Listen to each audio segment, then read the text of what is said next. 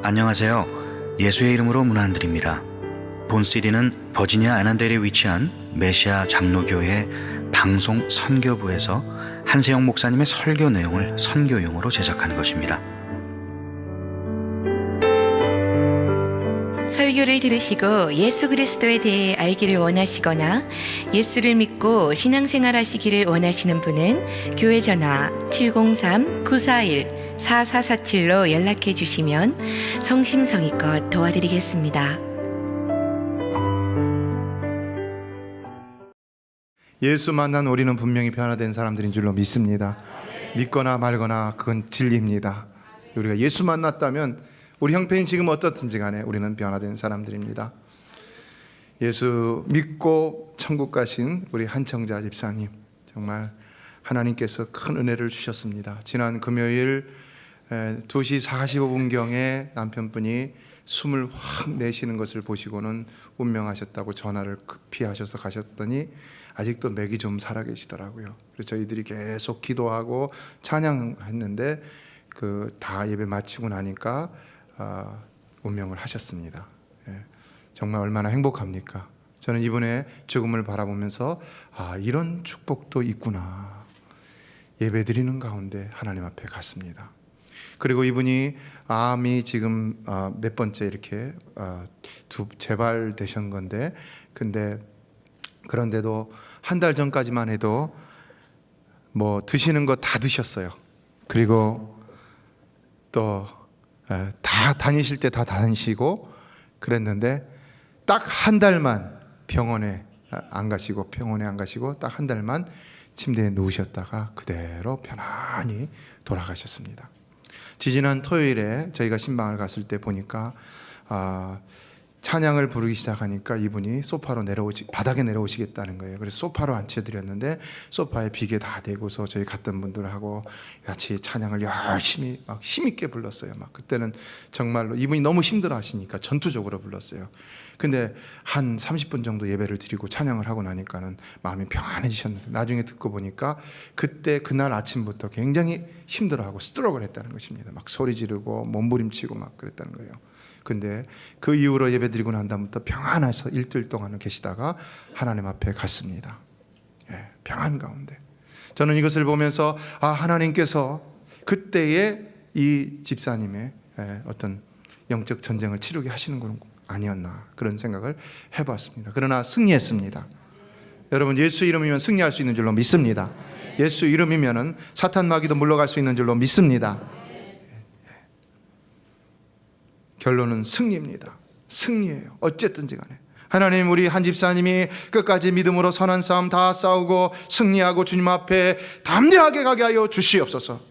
그런데 하나님께서 그렇게 하셨습니다. 그 옆에서 섬기시던 권사님도 그리고 장로님도 무엇보다도 믿음의 승리를 하기 위해서 기도해달라고 그렇게 부탁하셨는데 정말 그것이 이루어졌습니다. 그래서 저는 이분의 믿음에 너무 확신이 가는 이것을 인하여서 너무 감사를 드리고 영광을 돌려드렸습니다.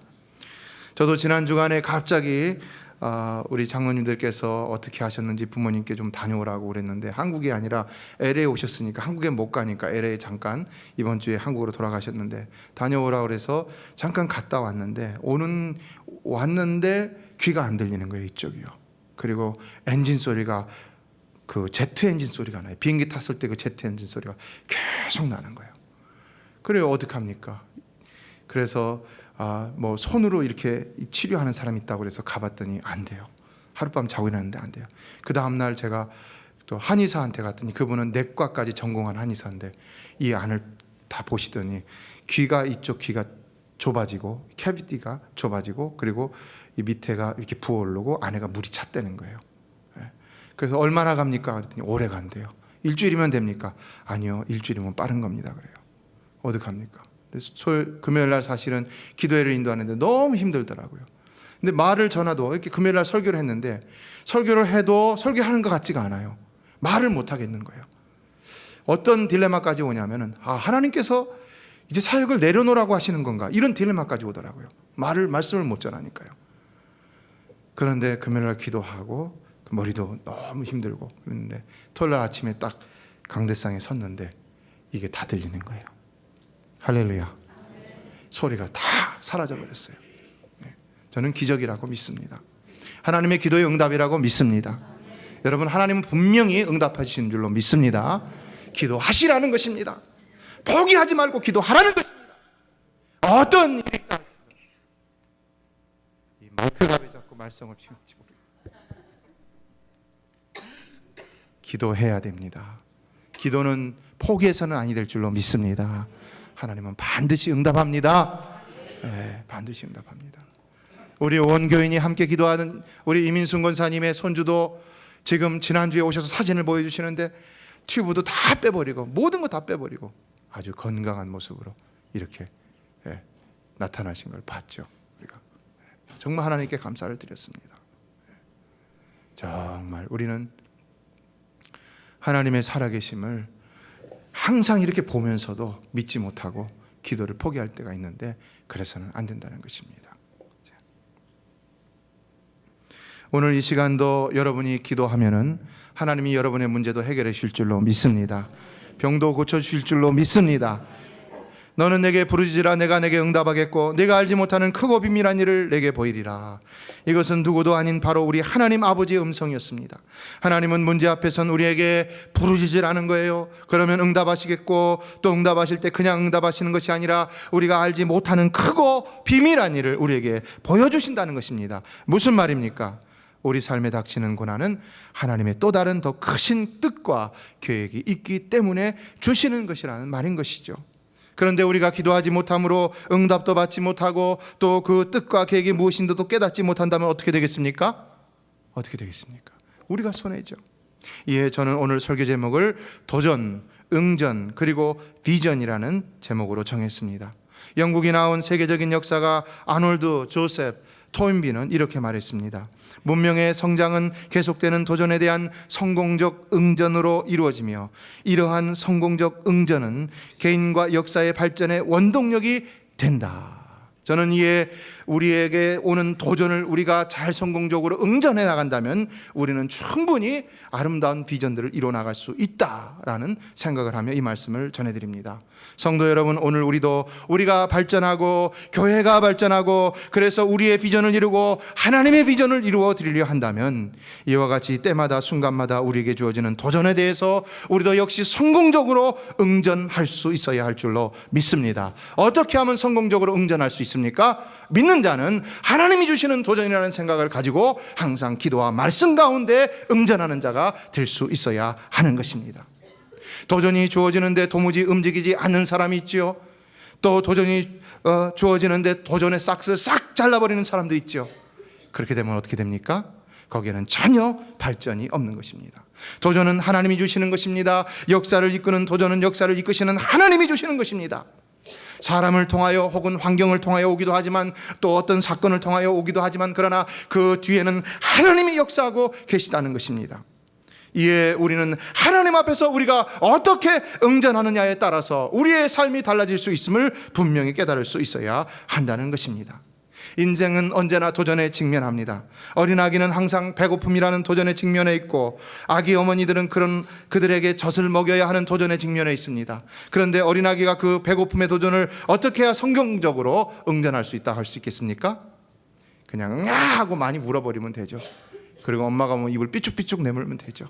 그럼 엄마가 보고서는 얘가 배가 고파서 우는구나. 그리고 젖을 먹이거나 우유를 먹이죠.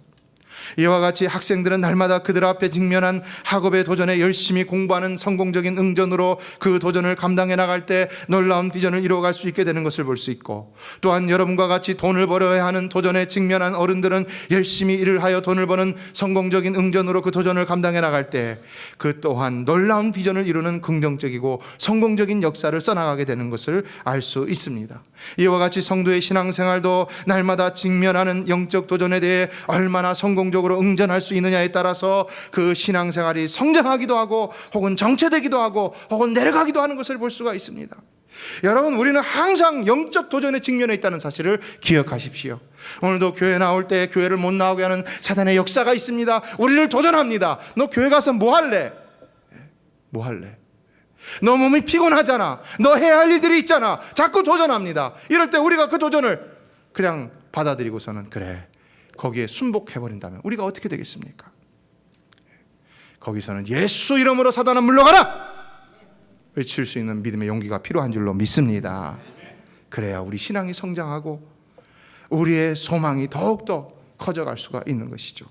교회도 마찬가지입니다. 교회는 날마다 직면하고 있는 사단의 영적 도전을 잘 분별하여 응전하지 않거나 혹은 교회 비전을 위해 주어지는 도전들에 대해서 적절하게 응전하지 못한다면은 교회가 교회로서의 역할을 잘 감당하지 못하며 또한 그 어떤 비전도 성취할 수 없다는 사실입니다. 교회는 성도들로부터의 도전이 있습니다. 사회 세상으로부터의 도전이 있습니다. 그런데 도전이 오는 것을 갖다가 싹을 싹 잘라버리고 내가 최고다 움직이지 않는다면 그 교회에 과연 소망이 있겠습니까? 오늘날 한국교회에 세상으로부터 오는 도전들이 있습니다.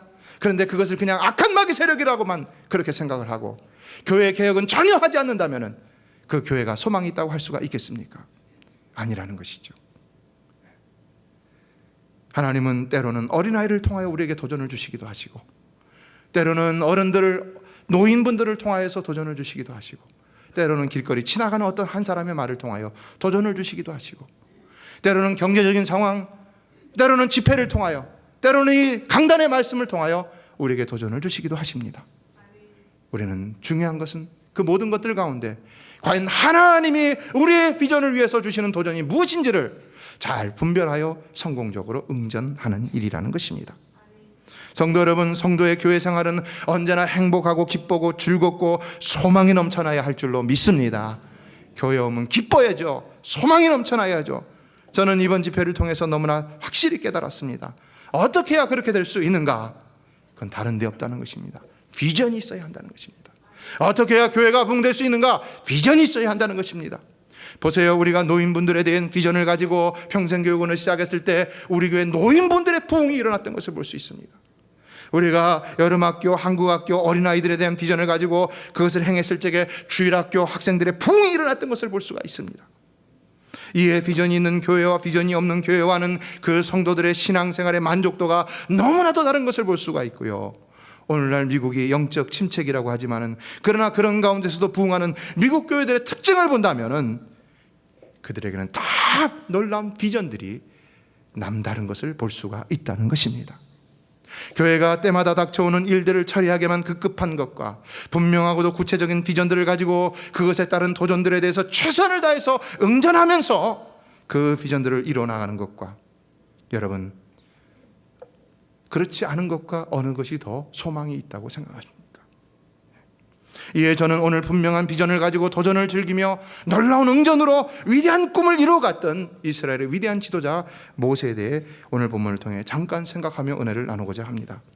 첫 번째 오늘 본문을 보면 모세는 분명한 비전이 있었기 때문에 비전에 대한 확고한 신념이 있었기 때문에 그가 장성하여 바로의 공주의 아들이 되어야 하는 도전에 직면했을 때에도 그는 과감히 그것을 거절하여 응전함으로 그 비전을 이뤄나갔던 것을 볼 수가 있습니다. 사실 공주의 아들이 된다는 것은 축복인 것이죠. 도전이라고 할 수가 없는 것이죠. 그러나 그는 그것을 도전으로 여기고 그것에 오히려 응전했다는 것입니다. 모세는 애굽 공주의 아들로서 온갖 특권을 마음껏 누릴 수 있는데 어느 정도 누릴 수 있었느냐? 그를 양자로 삼으려고 했던 그의 어머니는 누구냐? 바로 왕의 딸, 무남 동녀 딸이었습니다. 딸 하나밖에 없는. 그리고 아무도 없었어요, 자식이. 거기에 하셉수트라는 그 공주의 아들로 정해지는 기회인데 여러분 그 아들이 되면 어떻게 되는 것입니까? 애굽을 통째로 다 먹을 수 있는 것이죠. 애굽을.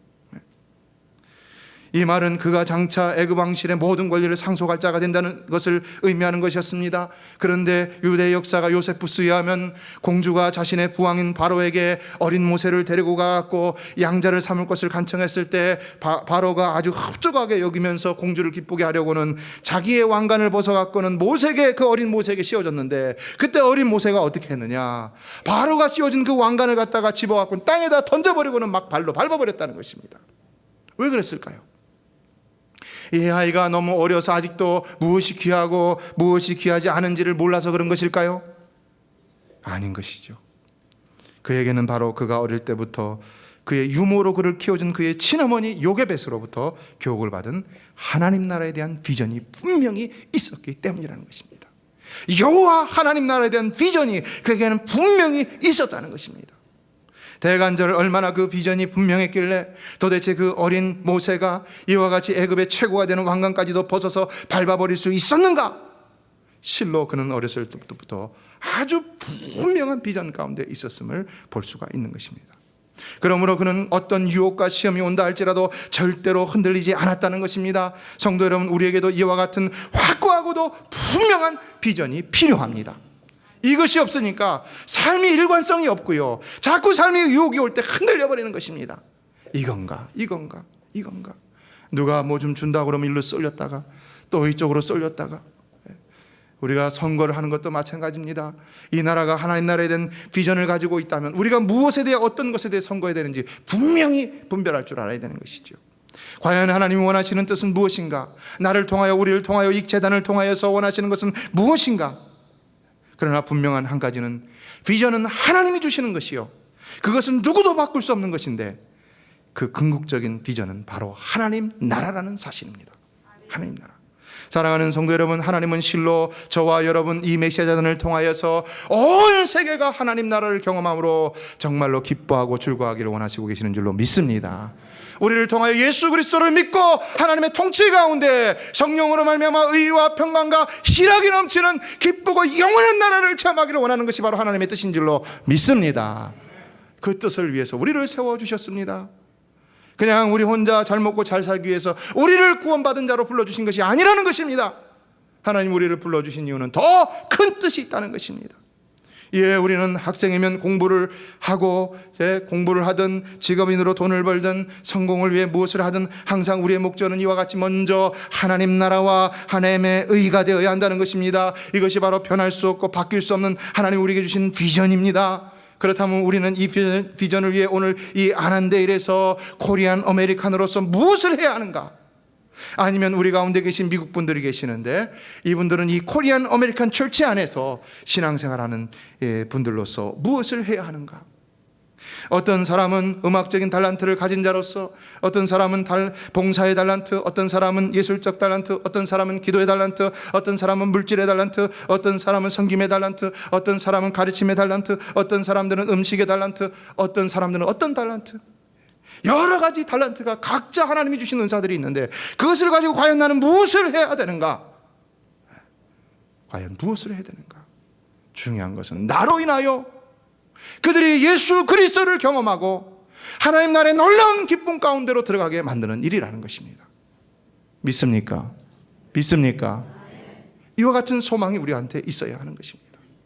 그러므로 모세는 자기의 왕관까지도 다 벗어갖고 짓밟기까지 세상의 왕이 되기를 구한 것이 아니라 하나님 나라의 귀하게 쓰임받는 하나의 도구가 되기를 원했다는 것입니다. 이에 25절에서 모세는 말합니다. 다 같이 읽겠습니다. 시작. 도리어 하나님의 백성과 함께 고난받기를 잠시 죄악의 낙을 누리는 것보다 더 좋아하고, 두 번째로 비전의 사람 모세는 죄악의 낙이라는 도전을 오히려 고난받기라는 응전으로 비전을 이루어갔던 것을 보게 됩니다. 여러분, 죄악의 낙과 고난이라는 두 가지 사실 앞에서 과연 여러분은 어떤 것을 택하시겠습니까? 고난 싫죠? 낙이 좋죠. 근데 죄악의 낙이니까 껄끄럽죠.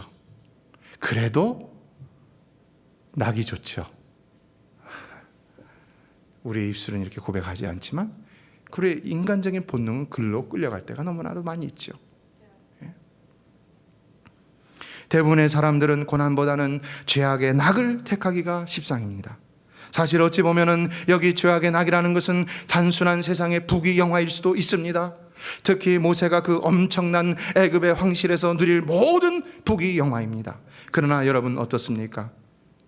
어떻습니까? 그 영화 한번 누려볼 만하지 않습니까? 한번 누려볼 만하지 않습니까?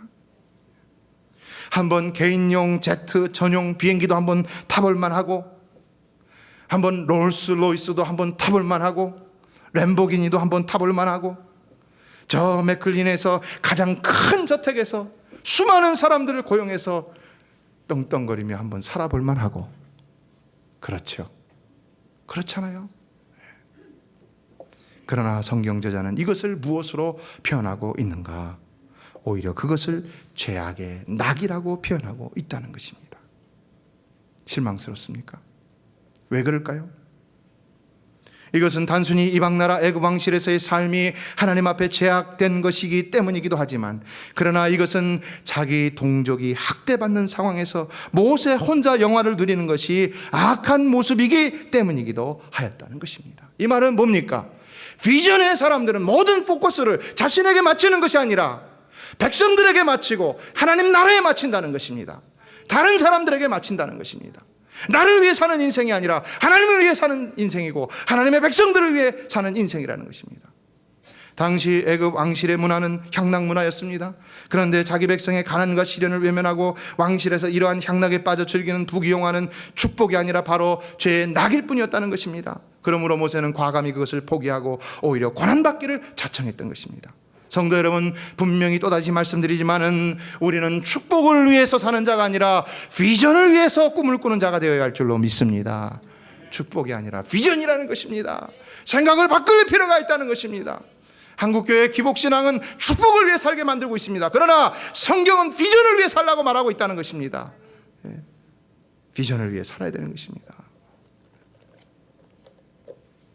어떻게 보면은 모세가 무난돔녀 하셉수트 공주의 아들이라는 신분에 충실했다면 그는 애굽의 통치자가 될 수 있었을 것이고, 그로 인해서 자기 동족을 정말 잘 섬기는 그런 정책을 펼 수 있었을 것입니다. 그래서 그 땅에 살고 있는 이스라엘 백성들이 학대를 받는 일은 더 이상 없었을 것이라고 생각할 수 있을 것입니다. 이런 것은 그러나 여러분 요셉의 때에도 있었습니다. 그렇죠. 인간적인 관점에서 본다면 우리는 이러한 변명을 통하여서 이런 주장이 정당하도록 그렇게 삶을 살아갈 때가 있는 것을 보게 됩니다. 그러나 더 중요한 것은 우리의 생각, 합리적인 생각이 아니라 하나님의 더 크고 원대한 계획과 목적이라는 것입니다. 모세는 인간적인 관점에서 인간의 생각에 의해서 살아가지 아니하고 오직 하나님만을 바라봄으로 인하여서 하나님 나라에 대한 크고 원대한 비전을 가지고 그의 생을 헌신하여 바쳐 커미트하여서 그렇게 살아가려고 그 삶을 던졌던 것을 볼 수가 있는 것입니다. 하나님의 계획과 목적은 단순히 이스라엘이 모세가 왕이 됨으로 인해서 한동안만 편하게 지내는 것이 아니었습니다. 하나님의 계획과 목적은 더 크고 원대한 것이었습니다. 그리고 그것은 영원한 것이었습니다. 그리고 그것은 세계적인 것이었습니다. 온 우주적인 것이기도 했고요. 그것이 뭡니까? 하나님이 그들 택한 백성을 애굽 땅에서 불러내어 조상들에게 약속하셨던 그 땅에서 온 나라, 하나님 온 세상으로 온 백성으로 하나님 나라가 되게 하시기까지 그들이 그곳에서 성전을 짓고 오직 하나님만을 섬기는 가운데 후에는 그곳으로부터 예수 그리스도를 탄생시키심으로 그로 인한 복음이 예루살렘과 온 유대와 사마리아와 땅끝까지 이르기를 원하셨던 것이 바로 하나님의 계획과 목적, 다시 말해 하나님의 비전이었다는 것입니다. 이것이 무엇입니까? 바로 하나님 나라에 대한 비전인 것이죠. 이처럼 우리의 삶은 하나님의 계획과 목적에 따라 움직일 수 있어야 한다는 것입니다. 비전에 따라 움직일 수 있어야 한다는 것입니다. 그 비전은 바로 하나님의 뜻이요 절대적인 계획이기에 움직일 수 없는 것이요, 따라서 우리는 무엇보다도 이 비전을 위해서 우리 자신이 움직여야 함을 깨달아야 하는 것입니다. 그래서 우리는 설령 우리가 그것을 위해서 고난을 당하는 일이 있다 하더라도 그것을 물리치지 말고 기꺼이 그 고난을 받아들임으로 모세와 같이 행할 수 있어야 진정 그 비전을 이루는 비전의 주인공이 될 수 있음을 알아야 하는 것입니다. 이에 26절은 이렇게 기록합니다. 다 같이 읽겠습니다. 시작. 그리스도를 위하여 받는 능력 애굽의 모든 보화보다 더 큰 재물로 여겼으니 이는 상 주심을 바라봅니다. 사랑하는 성도 여러분, 우리가 진정 하나님의 비전의 주인공들이 되려면 우리는 세상의 것을 바라는 자가 아니라 하늘의 것을 바라는 자들이 되어야 할 줄로 믿습니다. 하늘의 것을 바라는 자들이 되어야 됩니다. 세 번째 비전의 사람은 바로 이와 같이 오직 하늘의 상을 바라보므로 이 땅에서는 세상 것보다도 신령한 것에 더 가치를 두는 삶으로 응전하는 자라는 것입니다. 어제 새벽에도 말씀드렸습니다. 사도 바울은 이 땅에서 사는 동안에 이 땅에서는 하나도 축복을 받기를 원치 않았습니다. 그러나 빌립보서 3장 14절을 보면 그도 상에 대한 욕심이 있었는데 어떤 상에 대한 욕심이 있었는가? 같이 한번 읽어볼까요? 시작. 둯대를 향하여 그리스도 예수 안에서 하나님이 위에서 부르신 부름의 상을 위하여 쫓아가노라. 사랑하는 성도 여러분, 우리가 세상에서의 축복에 너무 집착할 필요는 없지만, 그러나 저 하늘나라의 상급에는 반드시 욕심을 가질 수 있어야 할 줄로 믿습니다. 정말로 저 하늘나라의 상급에 대한 갈급한 마음을 가질 수 있어야 한다는 것입니다. 부르신 부름의 상을 위하여 쫓아가노라. 우리 신앙이 우리가 세상에서 누릴 축복을 위해 살아갈 필요는 없지만, 그러나 그렇다고 해서 저 하늘나라에서 누릴 상급까지도 가볍게 여기거나 기엽고 사양하려 할 필요는 전혀 없다는 것입니다. 성경은 오히려 이 땅에서의 복을 사모하기보다는 저 하늘나라의 복을 사모함으로, 그러나 이 땅에서도 큰 일을 감당하고 저 하늘나라에서도 영원한 면류관을 받아 누릴 것을 권고하고 있습니다. 너희는 먼저 그의 나라와 그의 의를 구하라. 그리하면 이 모든 것을 너에게 더하시라는 말씀의 의미는 무엇이겠습니까? 그것은 바로 우리가 하나님 나라를 위해 그분의 계획과 목적에 맞춰 살아갈 때 하나님은 우리에게 모든 것을 더해 주신다. 다시 말해, 저 하늘나라의 상급뿐만 아니라 이 땅에서의 필요도 다 채워 주신다는 것입니다. 예수님은 누가복음 18장 29절로 30절에 말씀하셨습니다. 이르시되 내가 진실로 너에게 이르노니 하나님의 나라를 위하여 집이나 아내나 형제나 부모나 자녀를 버린 자는 금세에 있어 여러 배를 받고 내세의 영생을 받지 못할 자가 없느니라. 여러분, 과연 이 말씀의 의미가 무엇이겠습니까? 중요한 것은 하나님 나라이고, 그것은 바로 우리 하나님이 우리에게 주신 결코 뒤바뀔 수 없는 비전입니다. 그런데 그 비전을 위해 살아가는 자, 어떻게 살아갑니까? 역시 하늘의 소망을 두고 살아가는 것이겠죠. 그래서 집이나 아내나 형제나 부모나 자녀를 버리는 것이죠. 그러나 그렇게 해갖고 가난하게 되고 다 잃어버리는 거냐? 그것이 아니라 금세에 있어서도 여러 배를 받고 내세에도 영생을 받지 못할 자가 없다는 것입니다. 하나님이 누구를 더 크게 위대하게 사용하시느냐? 그는 남을 위해 섬기며 사는 자라는 것입니다. 성도 여러분, 여러분은 실로 하나님 나라를 위해 살아가심으로 저 영원한 하늘나라의 영원한 상급도 받아 누릴 뿐만 아니라 이 땅에서도 하나님의 채우시는 은혜로서 더 많은 일들을 감당하는 축복의 사람이 되시기를 주의 이름으로 축원합니다. 성경을 보면은 7가지 면류관이 또 나옵니다. 금면류관, 계시록 4장 4절 나오죠. 의의 면류관, 썩지 않는 면류관, 생명의 면류관, 또 생명의 면류관이 있습니다. 그리고 베드로전서 5장 4절에서 목자장이 나타나실 때 시들지 아니하는 영광의 면류관, 마지막으로 데살로니가전서 2장 19절에서 말씀한 자랑의 면류관이 7가지가 있습니다. 그렇다면 여러분에게는 어떤 면류관이 주어질 것이라고 생각하십니까? 그러나 여러분 모두는 이 중에 하나는 꼭 받아 누리시게 되기를 주의 이름으로 축원합니다. 아멘 하신 분들은 꼭 받게 될 줄 믿습니다.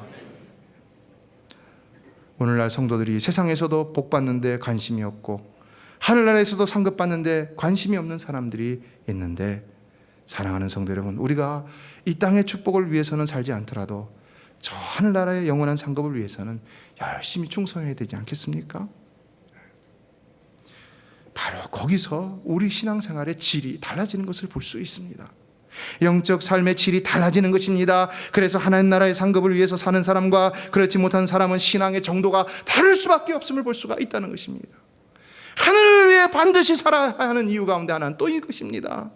그렇게 할 때 우리는 더 하나님 앞에서 신실하고 더 헌신적이고 더 충성하는 삶을 살아갈 수 있다는 것입니다. 더 하나님을 기쁘시게 할 수 있다는 것입니다. 그러하실 때 하나님이 나를 영원토록 기쁘시게 하지 않을까라는 것입니다. 말씀을 맺습니다. 오늘 본문 가운데 모세에게 주어졌던 도전은 어떻게 보면 유혹이었고, 그러나 어떻게 보면 축복이었습니다. 그리고 그가 취하였던 그 도전에 대한 응전은 어떻게 보면 충성이요 신실함이었지만, 그러나 어떻게 보면 세상적으로 보면 크나큰 실수요 잘못된 선택이요 결국 패배자의 방법이었다 할 수 있는 것입니다. 그러나 결국 그가 택한 방법은 어떤 결과를 가져왔습니까? 바로의 공주의 아들이라 칭함을 거절하고 죄악의 낙보다는 고난받기를 더 좋아하고 세상 보아보다는 하늘의 상을 더 바랐던 그의 삶은 결국 하나님의 크고 원대한 하나님 나라를 이 세상 가운데 시작할 수 있는 놀라운 시발점이요 근본이 되는 나라를 이루고야 말았다는 것입니다. 여러분, 만약에 모세가 이런 선택을 하지 않았다면 오늘날 과연 하나님은 어떻게 증거될 수가 있고 예수 그리스도는 어떻게 탄생을 하였고 이 기독교는 어떤 방식으로 존재하고 있을까요? 어떻게 해요?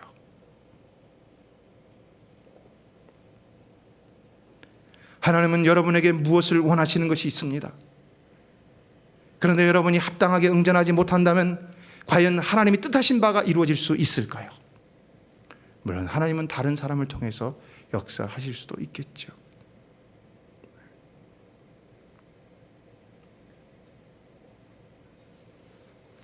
어느 날 여러분들 가운데 하나님이 주시는 도전이 계속해서 있습니다. 자녀를 통해서 주시는 도전이 있고, 가게를 통해서 주시는 도전이 있고, 어떤 생활의 물질, 건강을 통해서 주시는 도전이 있고, 영적인 부딪힘을 통해서 주시는 도전이 있고, 관계의 부딪힘을 통해서 주시는 도전이 있고, 환경을 통해서 주시는 도전이 있고, 나라를 통해서 주시는 도전이 있고, 도전이 있습니다. 어떻게 하시겠습니까? 어떻게요? 무너지시겠습니까? 쓰러지시겠습니까? 모세는 도전을 즐기는 사람이었습니다. 그러나 그렇게 도전을 즐기던 모세가 실패한 적이 있습니다. 언제입니까? 그 도전을 갖다 즐기지 못하고 분노함으로 반석을 땅땅 내리치면서 그는 결국 약속의 땅 가나안에 들어가지 못하게 되었다고, 그 분노 때문에 들어가지 못하게 되었다고 성경은 기록하고 있습니다. 누군가 여러분을 아프게 할 때 하나님이 주시는 도전일 수 있습니다. 분노하시겠습니까? 누군가 여러분의 물질을 쌓고 갈 때 여러분에게 아픔이 있습니다. 분노하시겠습니까? 분노하시기만 하겠습니까? 사랑하는 성도 여러분, 우리에게 주는 모든 도전은 하나님 나라를 이루기 위해서 하나님이 주시는 것이라면 그렇다면 우리는 하나님 앞에 더 무릎 꿇고 기도하고 말씀 가운데 믿음으로 행하는 자가 되어야 할 줄로 믿습니다. 기도를 포기하지 마시기 바랍니다. 절대로 포기하지 마시기 바랍니다. 하나님은 반드시 그 기도를 들어주시고 여러분을 통한 하나님 나라의 위대한 꿈을 이루어 주실 줄로 믿습니다. 지난 당회 때 당회에서 교회에 장로님, 그쪽 법면의 장로님들과 또 안수 집사님들, 또 집사님들, 또 학부모들 해갖고는 우리 교회 시설 기반 발전위원회를 만들어서 지난주 회의를 했습니다. 왜냐하면 학부모들의 도전이 있었기 때문에 그렇습니다. 아이들을 위해서 교회가 해야 될 것이 있지 않습니까? 당회가 이것을 받아들이고 합당한 응전으로서 그분들을 만들어서 회의를 시켰는데 좋은 결과가 나왔습니다. 이제 앞으로 우리 교회 이쪽에 그 리프터 옆에 그 농구대 있는데 거기에 좋은 놀이터가 이쁘게 들어설 겁니다. 컴프레셔를 다 치워버리고 밑으로 내리고 좋은 결과가 나타났습니다. 아무도 감동하는 분이 없으시군요. 일부 때는 젊은 분들이라 그랬는지 좋아하시던데요. 사랑하는 성도 여러분, 교회는 비전 있는 교회가 되어야 할 줄로 믿습니다. 모든 영혼을, 우리 장로님 기도하셨던 것처럼 모든 영혼을 품고 모든 계층을 품고 모든 이웃을 품고 모든 커뮤니티를 품고 온 세계 열방을 품을 수 있는 비전이 필요한 것입니다. 이 비전을 위해 저와 여러분이 하나가 되어서 늘 기도 가운데 승리하며 나갈 수 있는 성공적인 응전이 있어지게 되기를 주의 이름으로 축원합니다. 메시아 장로교회는 아난데일 236 리틀 리버 턴파이크 선상에 있으며 디자인 안경과 알라딘 서점 옆에 있습니다. 주소는 4313번 마크햄 스트리트, 애난데일, 버지니아 22003입니다. 성경은 주 예수를 믿어라. 그리하면 너와 내 집이 구원을 얻으리라 하셨습니다. 이 CD를 들으시는 분께서 예수를 믿지 않으셨다면 꼭 예수를 믿고 죄악된 세상에서 구원을 받을 수 있도록 기도하겠습니다.